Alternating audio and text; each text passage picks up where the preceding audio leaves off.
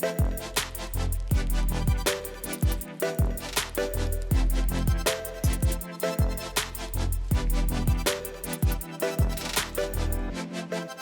everybody. Welcome to Algolia DevCon. We are so excited to see you all here. We can't wait to share with you the latest and greatest in Algolia DevTools. It is my great pleasure to introduce this session, Manual Work Goes Bye-Bye, with the new Algolia CLI. In this session, I'll take a moment to introduce myself before acquainting all of you with the Algolia CLI. Once we've made intros and broken the ice, we'll jump into some demos to see just what this baby can do. Buckle up, we're in for a real treat. A little bit about me. Hi, nice to meet you. My name is Khalid Elassaad. I'm a senior TPM on the developer experience team. I spend my time at Algolia working on building a world-class developer experience for all of you. When I'm not focused on DX, you can find me practicing Brazilian Jiu-Jitsu, playing chess, and rollerblading my heart out. During this session, I'll be answering questions live in the chat with all of you. Feel free to ask questions, discuss, or just say hello at any point during the talk. So let's kick things off with a question. How do you, an Algolia developer, interact with Algolia today? Well, there's two main ways to do this. The first method is with the Algolia dashboard. The dashboard is great. If you're a merchandiser or a product manager, the dashboard is a great way to get hands on your app configuration and analytics. With the dashboard, you log in once per app and switch between them easily using the app selector dropdown. You can interact with your Algolia app right away from your browser and get real-time feedback. Unfortunately, although the dashboard is beautiful and functional, it's not well suited for some workloads.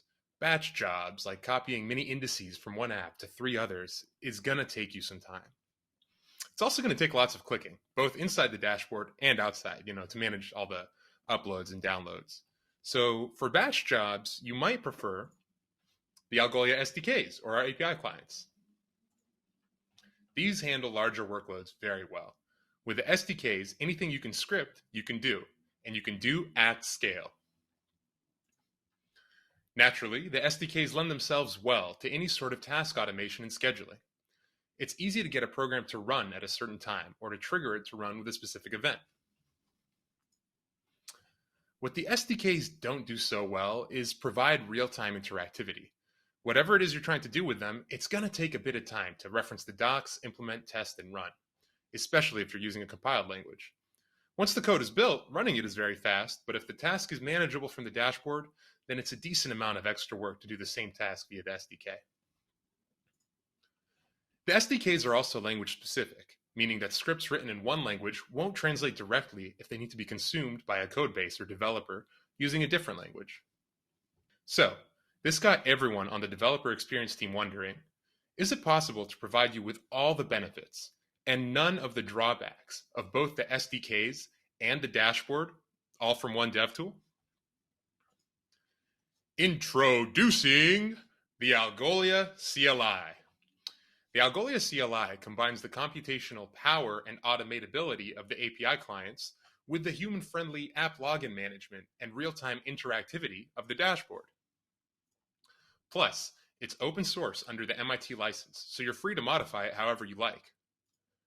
And installation is fast and easy. Just one line in your terminal is all you need to get started. Let's take a moment to ask ourselves, how does this CLI fit into the big picture? Well, there's 2 types of entities that need to be able to interact well with Algolia.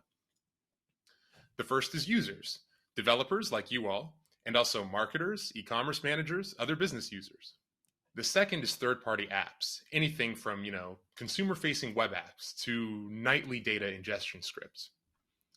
So how do users interact with Algolia? Generally, it's with the dashboard, a graphical user interface.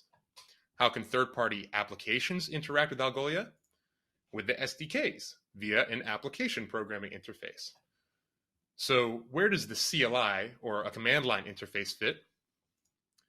It's an interface that both users, primarily developers, and third-party apps can use to interact with Algolia. We want to equip Algolia customers with the best tools for the job. The Algolia CLI is a fine addition to the tool belt of any Algolia developer. Now that we've met the Algolia CLI in action, let's see it in action. What can this baby really do? We'll start simple. Let's connect the CLI to some Algolia apps and understand how to send commands to a specific application. Here's my terminal. I've already installed the CLI, and I've already set up an Algolia account with 2 applications via the dashboard. We'll use the command Algolia profile list to see which profiles I have configured. As you can see here, I've got none. So we'll run Algolia profile add and add an app. The first app is called Prod Farm App. This is our production pharmaceuticals app. We'll paste in the app ID and the admin API key. We're not going to set this one for our default profile because we'll do that for the next one. Great. We have added 1 application successfully, but we've got 2 that we want to work with, so let's add 1 more. This time, we'll use 1 line to add a profile to our configuration. As you can see here, we use 4 different flags to specify specific attributes about the app. We give the app name, test farm app, the app ID, the admin API key, and we use the default flag to indicate that yes, we want this application to be our default profile. Great. Now if we list profiles again, we see that we have 2 apps. The test farm app has 1 index and is set as our default, and the prod farm app has 0 indices. So what can I do now that I've logged in? We can run Algolia help to see all possible commands. There's a decent amount that can be done. Let's try Algolia index. I can hit tab once I have autocomplete configured to see what's available. Ooh, Algolia index list. Let's do that. You can see here that I don't specify a profile in the command. I just say Algolia index list. The CLI knows that I wish to refer to the default app. So now I can see the indices inside the test farm app. Excellent. We've configured our apps. What's next? How about some index management? How do I find and remove a specific object from an index, all from the command line? Let's find a record in the index to delete. We'll use the command Algolia Search in order to look for something in the pills test index. We'll use the query flag to provide the object we're querying for. In this case, we're querying for the record that has the SKU 33333. We get a JSON object returned to us. We see here that there's 1 hit, and if we scroll up to the hits object, we find the record with the matching SKU. Let's delete this object from the test index. I'll use the Algolia objects delete command. I'll specify the index I want to delete from, and then I'll specify the object IDs of the objects I want to delete. In this case, the object ID is 33333, so I'll provide that and hit enter. Do I want to delete the object? You betcha. Great.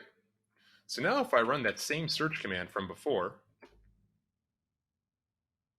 I find that I have no hits, and my hits object is in fact empty. Wow, that's really all it takes to manage indices. What else can we do? What if we've got 2 apps, a test app and a production app? How would we migrate an index from test to prod with the Algolia CLI? Let's set the stage here.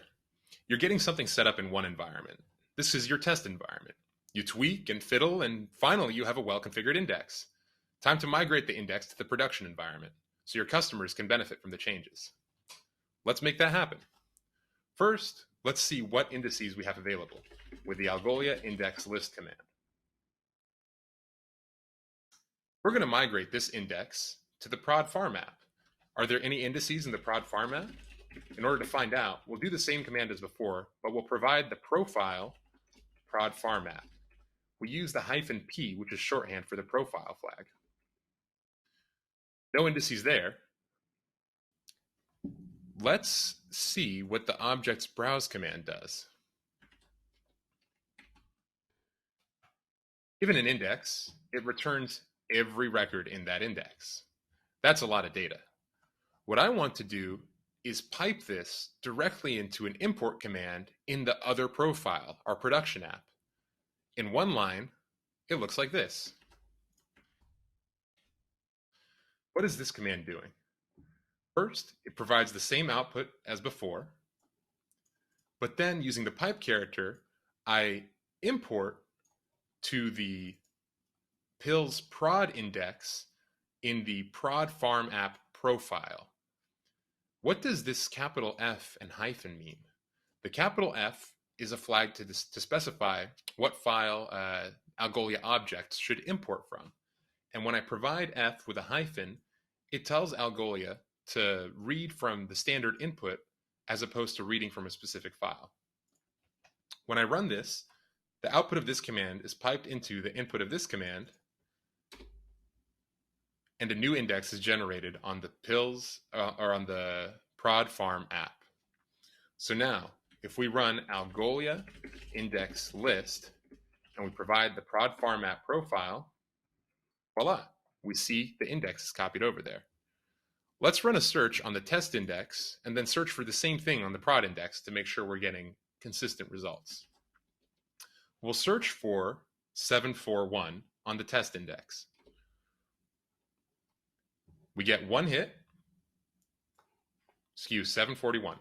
Fantastic. Let's do the same search now, but this time we're going to search on the prod index. Oh, and that index is named pills prod index, so we want to make sure we specify that correctly.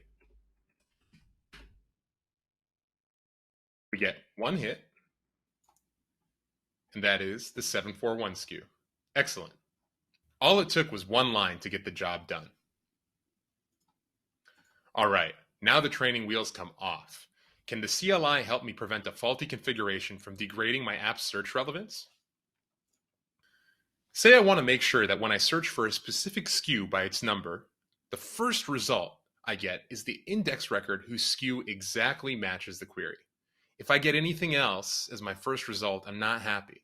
An automated test for query validation would fail the test case if the first result is not an exact match with the provided query. What do I mean by all this? Well, let's run a sample query on the pills test index. I'm going to query for SKU 52. I get a bunch of hits, 11 to be exact. It's kind of hard to see the order of everything here, so we're going to provide the O flag to specify how the output should be transformed. Using JSON path, I can tell Algolia that I just want the SKU from the internal object, and it tells me in order the SKUs are 52, 520, 521, so on. You can see why the query 52 would match 527, for example. I just want to make sure that the first result matches exactly. In order to test this for multiple different SKUs, I wrote a quick Python test case. It runs the query validation script on however many SKUs you provide, and it tells you how many of them get the exact match as the first result. So what happens if, while messing with the settings, I accidentally upload a bad setting? With the CLI, we can grab the settings, and we can save them to a local file. Let's do that first, before we mess with anything. We'll create settings backup. Done. Now I have a local file called settings backup demo3.json that's backed up the settings. I have a different file in this directory called settings bad demo3.json. Can you guess if it's a good or bad configuration? I'll hit enter to import the settings to our app. Now when I run the query validation script, oh no! For two of the queries that I provided, I expect the result that I provided as a query, but instead I get 529. Here, I expected 99, but I got 999. We can run an individual search to replicate this behavior with the same command we used before, querying for 52. And here we see that 52 is actually the last result. This configuration is not well optimized for this index, so we want to revert to the backup immediately. Luckily, with the CLI, that's no problem. Algolia settings import to that index from the file settings backup demo 3.json. The settings are imported. I'll run my query validation one more time, 100% pass rate, and we'll run the individual search and see that 52 comes first. Excellent. I was able to catch and revert erroneous settings changes before they could impact relevance downstream. The Algolia CLI can do all that and so much more. Get started today. Install the CLI with one line by entering this brew command in your terminal. The CLI is open source. Visit the repo to clone or fork. Want to see more? Check out the examples in the blog post from our public beta launch. Read up on the docs to learn more about the CLI's capabilities. Join the discussion on Discourse. Chat directly with the developer experience team. What can you make happen with the CLI? Show us, either in Discourse or on Twitter with the hashtag Algolia CLI. Check out the feature roadmap in the GitHub repo to learn more about upcoming developments for the tool. Love hacking with the CLI? Star the GitHub repo to let us know. The Algolia CLI is an Algolia dev's best friend. You won't want to leave home or work from home without it. I've been Khalid Elassaad, and I want to thank you so much for attending this session at Algolia DevCon. You all, the Algolia developer community, are what brings the value and power of Algolia out to the entire world. Please, feel free to reach out to me personally with any questions, or to connect with me on LinkedIn. Thank you so much for your time and attention. Goodbye.